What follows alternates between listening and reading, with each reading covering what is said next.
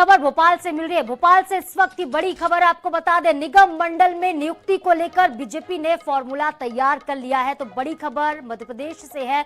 लोकसभा चुनाव के परिणामों के बाद अब सरकार नियुक्तियां करेगी। मंत्रिमंडल में भी बड़ा बदलाव हो सकता है।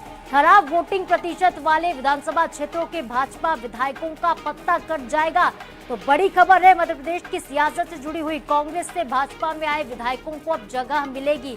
मुख्यमंत्री पहले ही इसके संकेत दे चुके हैं। और देखिए, एक बड़ी खबर आपको बता रहे हैं, एक बड़ा उलटफेर मध्य प्रदेश की सियासत में होगा। कांग्रेस से बीजेपी में आए विधायकों को अब मंत्रिमंडल में जगह मिल सकती है। मुख्यमंत्री मोहन यादव इसके संकेत पहले ही दे चुके हैं। निगम मंडल में नियुक्ति को लेकर अब भाजपा ने फॉर्मूला तैयार किया है। तो निगम मंडल में नई नियुक्तियां होनी है, सरकार नई नियुक्तियां करेगी।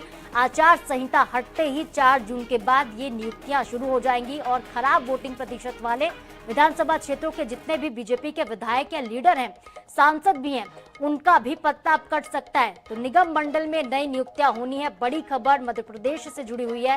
तो नियुक्तियों को लेकर फॉर्मूला तैयार हो गया। फॉर्मूला क्या है, इसे आप समझिए। पहले तो उन विधायकों को संतुष्ट किया जाएगा जो कांग्रेस से बीजेपी में आए हैं, उन्हें यहां पर जगह दी जाएगी। और इसके साथ ही जो ऐसे विधायक बीजेपी के पहले से हैं, जिन्होंने इस बार प्रदर्शन अच्छा नहीं किया, लोकसभा के चुनाव की बात हो या फिर विधानसभा के चुनाव की बात हो, जिनका प्रदर्शन खराब रहा है, ऐसे विधायकों का पत्ता भी कट सकता है और ऐसे नेताओं का भी पत्ता कट सकता है। बड़ी खबर, चुनावी नतीजों के बाद अब सरकार नई नियुक्तियां करेगी और इसके साथ ही मंत्रिमंडल में भी बड़ा फेरबदल देखने को मिल सकता है।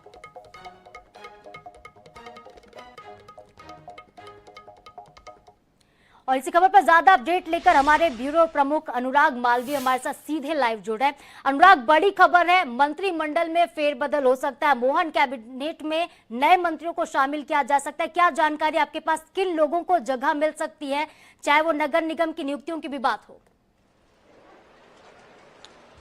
देखिए, सबसे पहले समझना होगा निगम मंडलों की नियुक्तियां लगभग इसमें कैबिनेट मंत्री और राज्य मंत्री का दर्जा प्राप्त होता है जिनको नियुक्तियां मिलती हैं।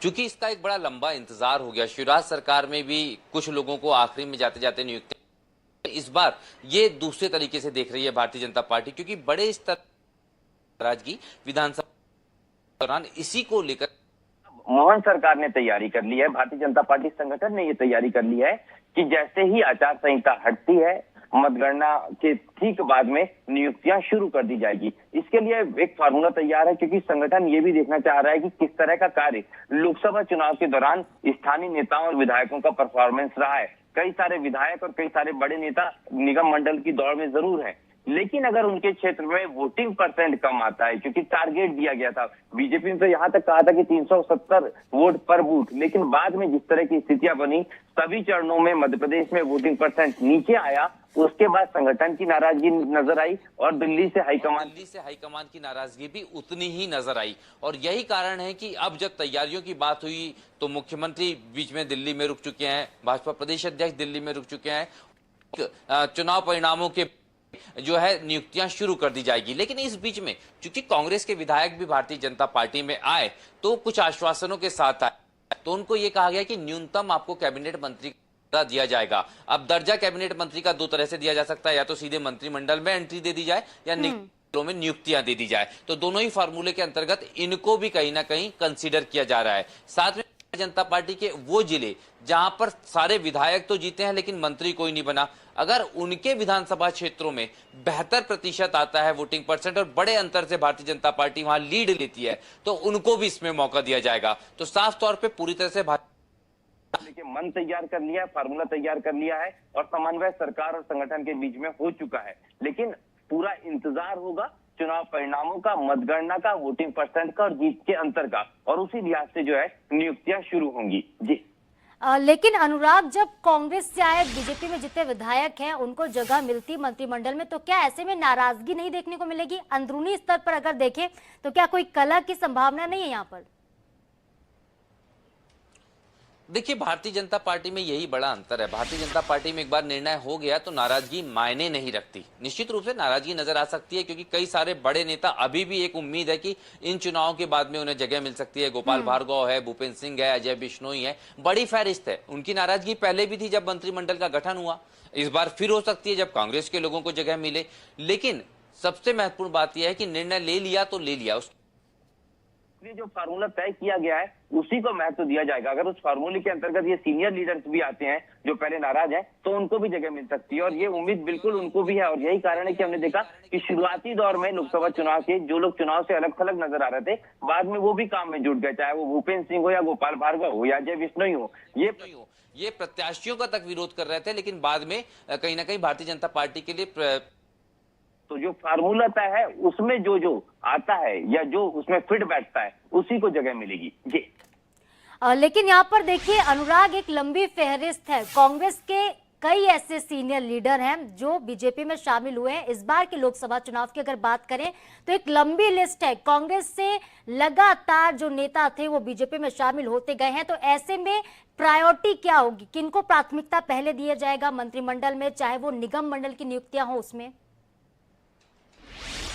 देखिए, अगर हम बताएं तो कांग्रेस की जो सिटिंग एमएलएज हैं वो तो प्रायोरिटी में है ही, क्योंकि वो तो एक अनुबंध के तहत आए हैं, एक अप्रत्यक्ष रूप से आश्वासन के तहत आए हैं। उनको जगह मिलेगी, इसमें कोई दो राय नहीं है। भारतीय जनता पार्टी ने जब सिंधिया के साथ जो लोग आए थे उनमें मंत्री या निगम मंडल में पद दिए थे, यानी सबको कैबिनेट और राज्य मंत्री का दर्जा उस समय दिया था जब इतनी बड़ी संख्या में सिटिंग एमएलए आए थे। तो यहां पर तो इस बार संख्या 3, कहीं ना कहीं जिस प्रायोरिटी बात कर रहे हैं कांग्रेस नेताओं में, उसमें सिटिंग एमएलए पहली प्रायोरिटीज होंगे। हालांकि नेता तो सुरेश पचौरी जैसे बड़े कद के भी आए हैं, लेकिन शायद वो संगठन में भूमिका निभाए या कहीं ना कहीं पावर ऑफ, अगर हम देखें कहीं ना कहीं पावर का उतना इस्तेमाल करते नजर आए, जैसा कि होता है सामान्यतः कि उनको एक हिडन पावर दी जाती है अपने अपने क्षेत्रों में अपने अपने लोगों को मोबिलाइज करने की, तो वो उस तरह से कहीं ना कहीं उनको मोबिलाइज किया जाएगा। लेकिन जहां तक सीधे पद देने की बात है कांग्रेस नेताओं की, तो उनमें सबसे पहली जो सिटिंग एमएलए हैं जो कांग्रेस से भाजपा में आए उनकी होगी जी। बिल्कुल अनुराग, तो एक नया फॉर्मूला है, नई तैयारी है और लोकसभा चुनाव के बाद ये धरातल स्तर पर हमें देखने को मिलेगी। बहुत बहुत शुक्रिया आपका हमारे साथ जुड़ने के लिए और तमाम विश्लेषण के लिए। तो देखिए, एक बड़ी खबर है मध्य प्रदेश के सियासत से जुड़ी हुई। एक बार फिर से आपको बता दें, एक नया फॉर्मूला नियुक्तियों का तैयार हुआ है। कैबिनेट में फेरबदल हो सकता है। बीजेपी ने एक नया फॉर्मूला तैयार किया है। निगम मंडल में अब नई नियुक्तियां होंगी और चुनावी नतीजों के बाद सरकार ये नियुक्तियां करेगी। और इसमें देखिए, कांग्रेस से बीजेपी में आए हुए विधायकों को जगह मिल सकती है, कांग्रेस के उन तमाम बड़े लीडर्स को जगह मिल सकती है जो कि बीजेपी में शामिल हुए लोकसभा चुनाव के दौरान। तो बड़ा फैसला है। मोहन सरकार की तरफ से पहले ही इसके संकेत दे दिए गए थे, लेकिन अब इंतजार 4 जून का है। जैसे ही नतीजे सबके सामने होंगे, परफॉर्मेंस चेक की जाएगी, किस विधायक की परफॉर्मेंस कैसी है, बीजेपी के किस नेता ने कितना काम धरातल पर किया है, यही देखने के बाद अब मंत्रिमंडल के साथ ही निगम मंडल में नियुक्तियां की जाएंगी।